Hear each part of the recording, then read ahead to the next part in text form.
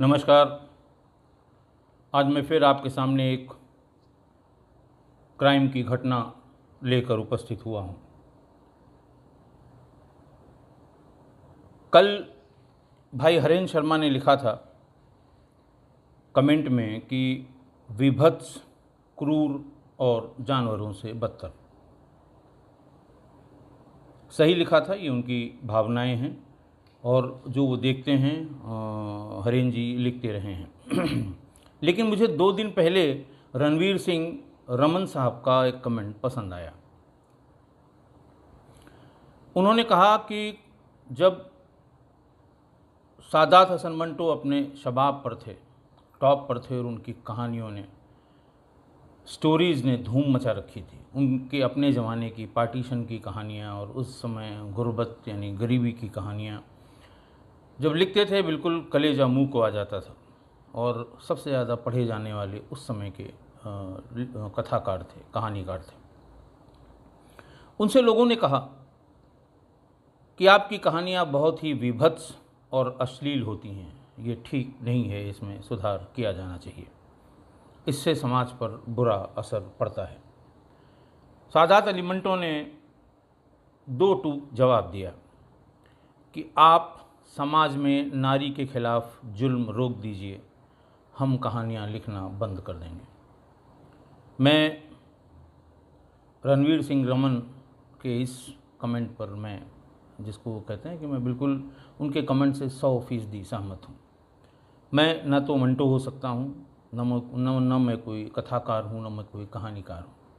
मैं क्राइम जो मेरे सामने घटा है, जिसको मैंने भुगता है, जिसको मैंने सॉल्व किया है, जिसमें मैं उपस्थित रहा हूँ, जिसमें मेरा पर्सनल पार्टिसिपेशन रहा है, सिर्फ वो आपके सामने रखता हूँ। और ये सही है कि उनमें से कुछ बहुत ही क्रूर और विभत्स हैं, लेकिन ये समाज का आईना है। इसमें मेरा कोई कसूर नहीं है कि मैं क्यों आपको बताता हूँ।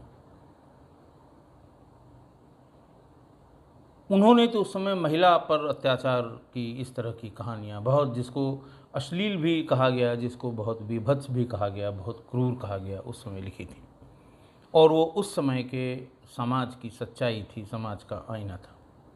हम किसी समय की बात नहीं करते, लेकिन क्रूरता की बात, क्राइम की बात, अपराध की बात, अपराधियों की बात, और जब वो कहेंगे तो ये क्रूरता आएगी। मैं आज आपको सिर्फ इसलिए बता रहा हूँ कि ये कहानी जो मैं बताने जा रहा हूँ, आज की जो एक इंसिडेंट क्राइम का बताने जा रहा हूँ, वो भी बहुत ही क्रूर है। फिर कोई न कोई ऐसे लिखेगा कि साहब आप, किसी ने ये भी लिखा है कि क्या हो गया बरेली के चारों ज़िलों में इस तरह की जो आपने घटनाएं बताई हैं। देखिए, ये इस तरह की घटनाएं हैं जो घर के भीतर घर के लोगों द्वारा एक आध को छोड़ के कारित की गई हैं।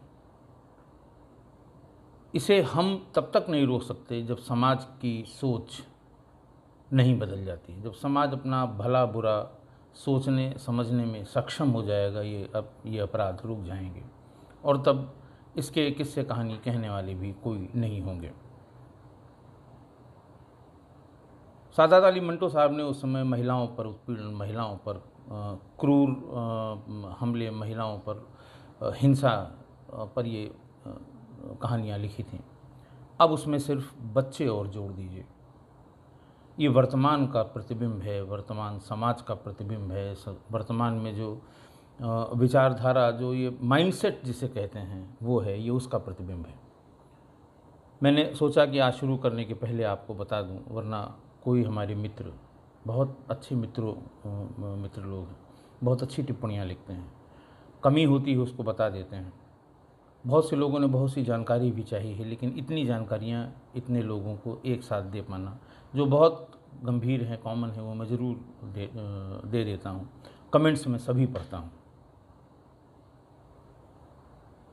कुछ लोगों का ये कहना है कि साहब इस इंसिडेंट के बारे में बताइए, उस इंसिडेंट के बारे में बताइए। तो जितना मैं एकोमोडेट कर पाऊँगा मैं ज़रूर बताऊँगा, क्योंकि ये अनंत काल तक इसको नहीं बता सकता। मैं सिर्फ अपने समय की, अपनी पोस्टिंग की, अपने आँखों के सामने की या अपने सुपरविज़न के क्राइम के बारे में ही आपको बताऊँगा। किसी दूसरे स्वरूप में कभी इसको बताना होगा तो फिर ये सीरीज़ डिसकंटिन्यू करके किसी दूसरी सीरीज़ में शुरू करूँगा। आज ये जो इंसिडेंट है, जो क्राइम का, ये 18 जनवरी 2019 का है। मैं बार बार रिमाइंड करता हूँ कि 9 जनवरी 2019 को मैंने डीआईजी रेंज बरेली का पदभार ग्रहण किया था। जिला शाहजहांपुर के थाना जलालाबाद के गांव पुरैना में सुबह सुबह एक स्थानीय संवाददाता हैं, पत्रकार हैं, श्री धर्मेंद्र सिंह, उनके पास थानाध्यक्ष का नंबर था। उन्होंने थानाध्यक्ष को फ़ोन किया कि सर आप तुरंत पुरैना गांव आ जाइए, फोर्स भेज दीजिए। यहीं गांव के किनारे तालाब में मिट्टी के नीचे एक बच्चा दबाया गया है, जिसके पैरों की उंगलियां थोड़ा थोड़ा बाहर निकली हुई हैं और बहुत धीमी धीमी रोने की आवाज़ आ रही है। मतलब कंटिन्यूअस रोने की आवाज़ उन्होंने नहीं बताई कि एक तो वो आवाज़ बहुत धीमी है, वो मिट्टी पे कान लगा के सुनने पर बहुत धीमी धीमी आ रही है, और थोड़ी थोड़ी देर में बच्ची चिहुक रही है। मतलब वो जैसे ऐसे होता ना, ऐसे ऐसे चिहुक रही है बच्ची। सूचना गंभीर थी। इंस्पेक्टर साहब ने वहीं से कस्बे के ही डॉक्टर हैं जिनका आना जाना था थाने पे, उनसे कहा कि आप अपनी गाड़ी से पहुंचिए। एम्बुलेंस को बताया कि आप पहुंचिए, और एम्बुलेंस वो मॉडर्न वाली एएलएक्स एम्बुलेंस क्या कहते हैं, जिसमें ऑक्सीजन और बाकी सब लाइफ सपोर्ट सिस्टम होता है, उसके लिए कहा कि सभी लोग तुरंत पहुँचें, एक बच्ची की ज़िंदगी का सवाल है। इंस्पेक्टर जब वहाँ पहुँचे तो वहाँ करीब 200-250 लोग इकट्ठा थे।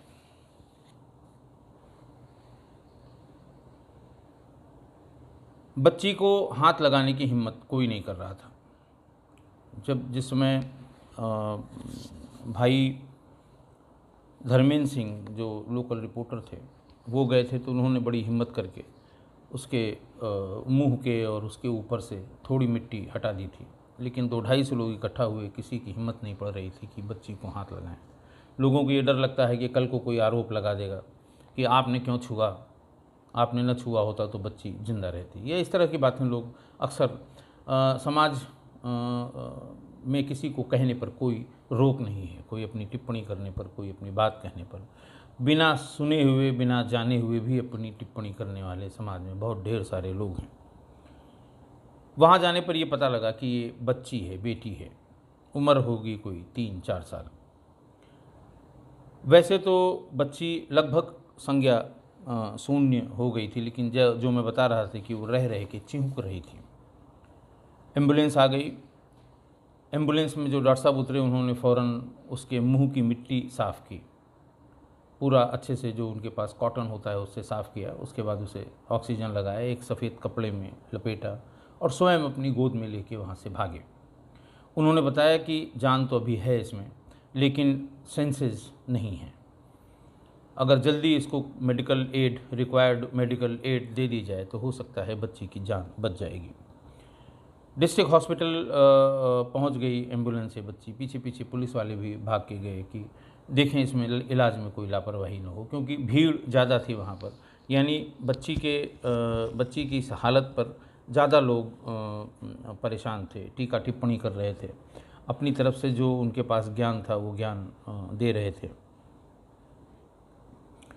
डिस्ट्रिक्ट हॉस्पिटल में पहुंचते ही, चूँकि पहले ही इंस्पेक्टर ने बता दिया था कि साहब ऐसे ऐसे है, वहाँ पहुँचते ही जो उनके चाइल्ड स्पेशलिस्ट हैं वो आ गए। आईसीयू में फ़ौरन ले जाया गया। बच्चे के बदन को फौरी तौर पे जितना साफ़ किया जा सकता है उसको साफ़ किया गया, उसको लाइफ सपोर्ट सिस्टम पे डाल दिया। वहाँ देखने वाली बात ये थी, धर्मेंद्र से जब मेरी बात हुई थी तो उन्होंने ये बताया कि साहब वहाँ नर्सेस टूट पड़ी कि इसे मरने नहीं देना है। सारी नर्सेस, डॉक्टर्स, बच्चा बहुत छोटा सा 3-4 महीने का था और उसमें उनको संभावना दिखाई दे रही थी कि हम इसे बचा लेंगे। शाम तक बच्ची थोड़ा थोड़ा होश में क्या आने लगी, थोड़ा सेंसेस में आ गई, रिफ्लेक्सेस आ गए, रिस्पॉन्ड करने लगी। भीड़ वहाँ जो जमा थी वो पुलिस के विरुद्ध भी बोलने लगी कि जल्दी से जल्दी जिस किसी ने भी इस बच्ची के साथ ऐसा किया है उसको पुलिस गिरफ्तार करे, उसको फ़ौरन गांव में लाया जाए। इस तरह की बातें जो पुलिस कभी कभी पुलिस के सामने कभी कभी भीड़ कहती है, ये सब बातें लोग करने लगे। बच्ची जब खतरे के बाहर हो गई तो पुलिस ने भी कमर कसी। क्योंकि पुलिस ने भी ये महसूस किया कि ये जिस किसी ने किया है ये बड़ी भारी जाति की है, बच्ची के साथ जाति की है। तो इसलिए पुलिस ने कमर कसी कि अभी से हर हाल में ढूंढ के निकालना है कि आखिर ये कौन कर सकता है। गांव की जो लोकेशन थी जहां पर वो गांव स्थित है, उससे कितने कनेक्टिंग रोड आती हैं, कितनी कच्ची हैं, कितनी पक्की हैं, नहर के किनारे कौन कौन सी रोड आती है और कितना एसेसिबल है कहाँ कहाँ से, ये देख के ये अंदाज़ा लगा लिया गया कि 4-5 किलोमीटर की पेरीफेरी से ही ये बच्ची आ सकती है, उसके बियॉन्ड यहाँ किसी के आने की संभावना नहीं है। क्राइम ब्रांच वाले भी आए सर्विलांस के लिए, उन्होंने जो डाटा है वो इकट्ठा करना शुरू किया, सेल आईडीज़ लेनी शुरू की। तो उन्होंने बताया कि साहब ये पूरा गांव और आसपास के भी 3-4 गांव सिंगल टावर से कवर होते हैं, और जो विद इन टावर जो उसमें मूवमेंट होता है, विद इन टावर मूवमेंट, उसको हम लोकेट नहीं कर सकते हैं। एक टावर से दूसरे टावर में जाने पर तो हम लोकेट कर सकते हैं कि किस डायरेक्शन में गया, कितनी दूर गया, कहाँ तक गया होगा। अगर उसने वो टावर क्रॉस नहीं किया तो इसका मतलब उसी टावर में आने वाले रिहायशी मकानों में होगा।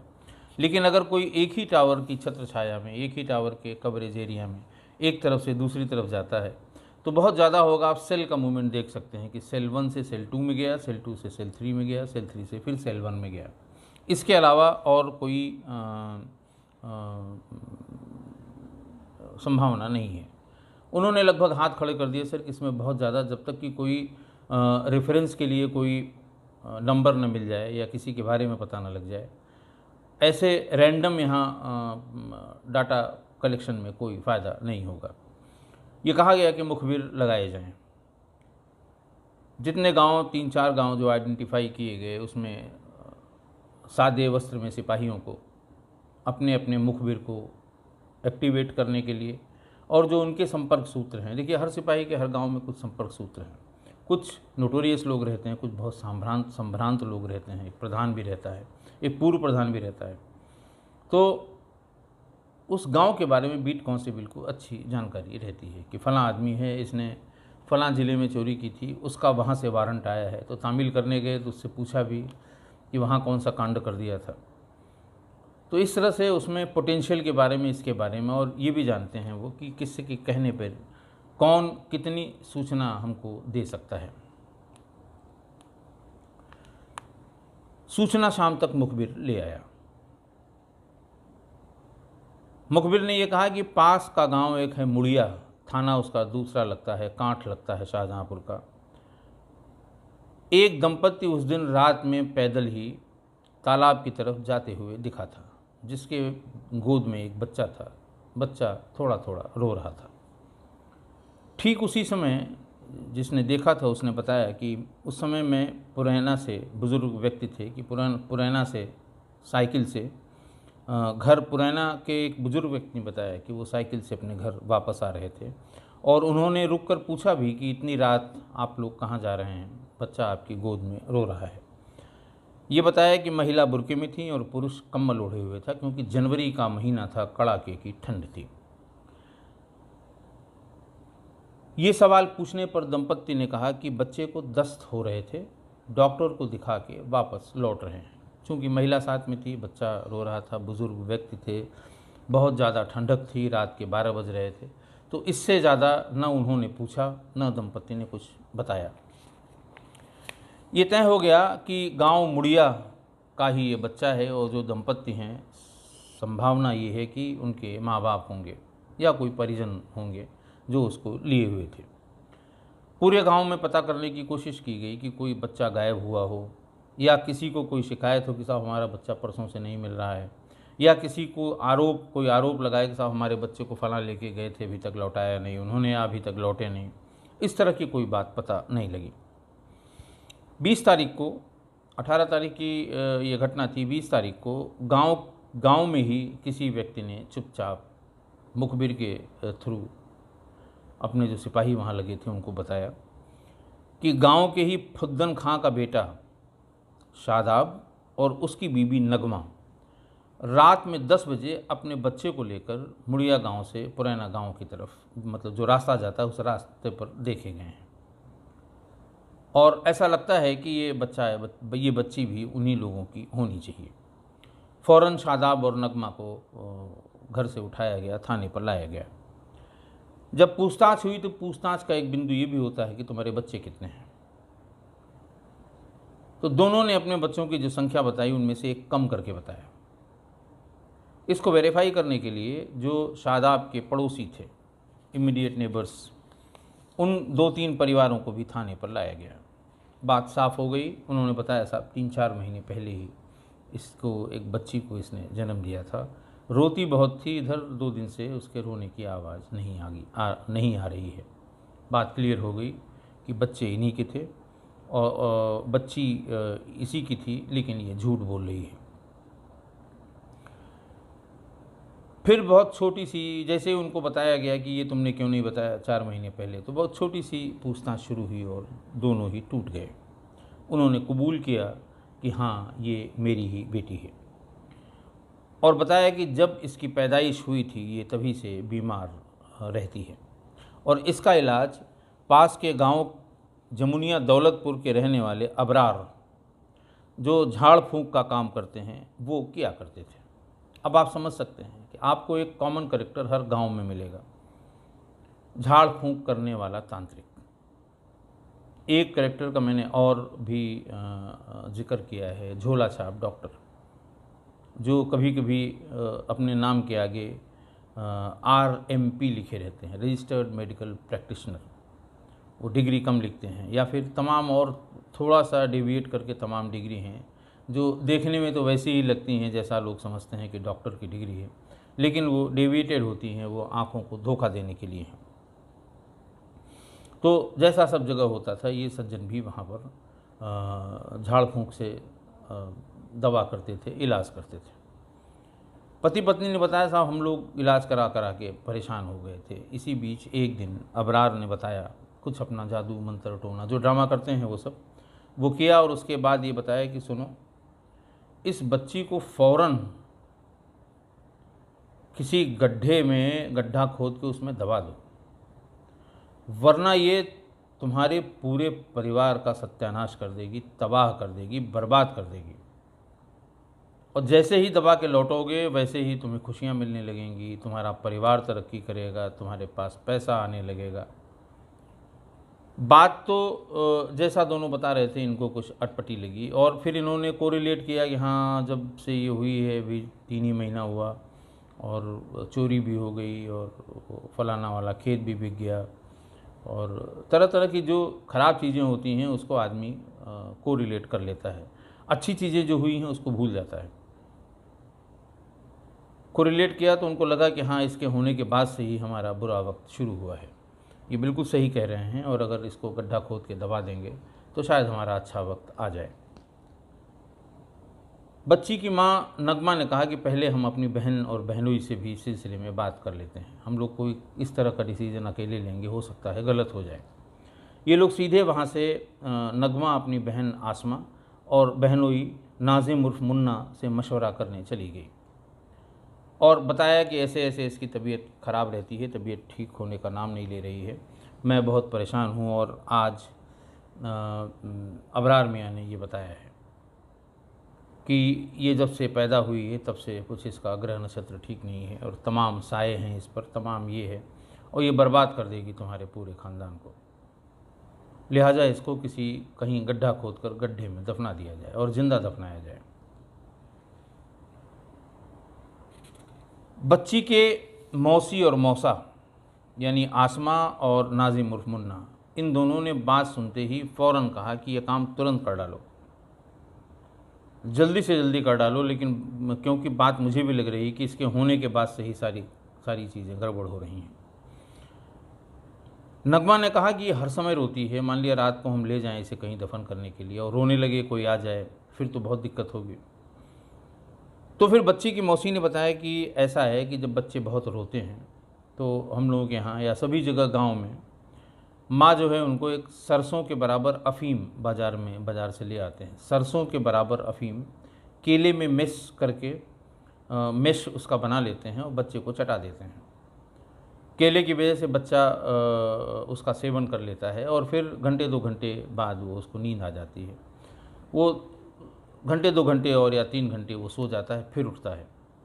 कामकाजी महिलाएं भी हमें भी इसकी जानकारी है। गाँव में कामकाजी महिलाएं जिन्हें दिन भर लेबर का काम करना है, दिन भर खेती का काम करना है, दिन भर और अपने पेट के लिए कुछ और काम करती हैं, फिजिकल करती हैं। इसी बीच में बच्चा अगर उसका रोता रहे तो उनको काम में अपना काम ख़त्म करने में या जहाँ भी दिहाड़ी मजदूर के रूप में वो करने में बहुत दिक्कत होती है। तो ये जब जाती हैं वहाँ, उसको पूरा दूध और खाना सब देने के बाद केले में वही थोड़ी सी, बहुत बताते हैं सरसों के बराबर उतनी अफ़ीम खिला देते हैं। 3-4 घंटे वो सोता है, फिर उसके बाद जब वो जग जाता है, काम ख़त्म हो जाता है, वो चली जाती है। लेकिन इस बात की जानकारी नगमा को नहीं थी। उसको आसमा ने बताया कि मैं बच्ची के लिए, अपने बेटे के लिए लाई हूँ, तुम इसमें से एक दाना ले जाओ। और वो लेके चली गई। शादाब और नगमा ने अगले ही दिन वही किया। शाम को उसको जो भी उसका बच्ची का जो दूध और जो भी खाने में उसको जो भी दिया जाता था वो दिया।